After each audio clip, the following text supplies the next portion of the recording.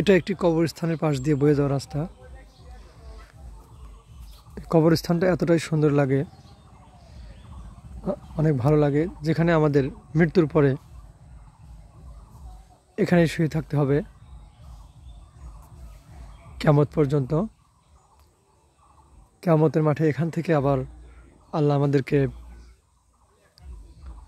উঠিয়ে হিসাব নেবেন। অনেক সুন্দর পরিবেশ তৈরি করা হয়েছে এখানে।